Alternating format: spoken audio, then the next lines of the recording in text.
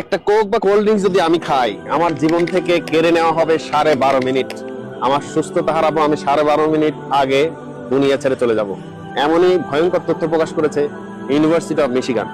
দেখুন, কোক কোম্পানিটির মালিক আমেরিকায়, আবার ইউনিভার্সিটি অফ মিশিগান তারাও আমেরিকায়, বাট তারা সত্য তথ্যটি প্রকাশ করেছে।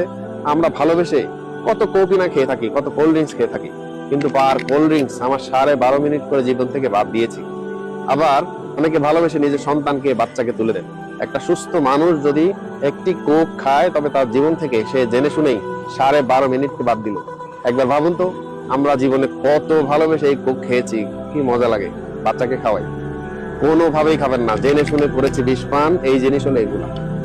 আবু মুসা আশআরী রাদিয়াল্লাহু তাআলা আনহু বলেন, রাসূল সাল্লাল্লাহু আলাইহি ওয়াসাল্লাম বলেছেন, লা ইয়াশরাবু নাসু মিন উম্মতি ওয়া ইয়াশরাবু হাবে গায়রি ইসমিহা, আমার উম্মত নেশাদার দ্রব্য পান করবে, নাম দিবে অন্য।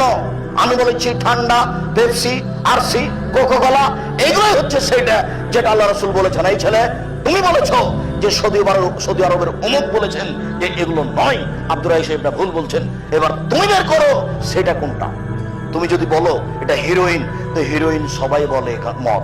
তুমি যদি বলো এটা ইয়াবা মদ, এ কথা সবাই বলে। তুমি যদি বলো এটা তোমার এই যে ইন্ডিয়া থেকে যেটা আছে হিরোইন, ফেনিসিডিল, তো এটা সবাই বলে মদ। তাহলে মানুষ মদ বলবে না, অথচ সেটা মদ কিন্তু অন্য নামে খাবে। বের করো তো সেটা দেখে কি। আল্লাহ রাসূল বলেছেন আমার উম্মত মদ খাবে, নাম দিবে অন্য। এটা তোমাকে বের করাই লাগবে। তুমি একটা সচেতন ছেলে, গার্মেন্টসে কাজ করলে কি হবে, তোমার বুদ্ধি আছে, তুমি বের করো সেটা কোনটা। আমি বলছি সেটাই পেপসি, ঠান্ডা, আরসি, কোকা-কোলা। আমি কোনোদিন মুখে দিই না। তুমি তার ইতিহাস পড়ে দেখো, কে চালায়, কিভাবে হয়, কিভাবে তৈরি হয়, কে তৈরি করে, কারা তৈরি করে, ওর ভিত্তি গিয়ে দেখো কোথায় গিয়ে লাগে। বিবেচনা করো, আমার উপরে জোর করে চাপিয়ে দিও না। যদি এটা না হয় তাহলে তুমি বের করো সেটা কোনটা, যেটা আল্লাহ নবী বলেছেন। তাহলে কি তুমি বলতে চাচ্ছ যে আব্দুর রাজ্জাক সাহেব এরকম জিনিস বাংলাদেশে নেই, এটা সৌদি আরবে আছে? যদি সৌদি আরবে থাকে তাহলে সেটাই বের করো কোনটা। সারা পৃথিবী দেখুন মানুষের হাতের মুঠাই।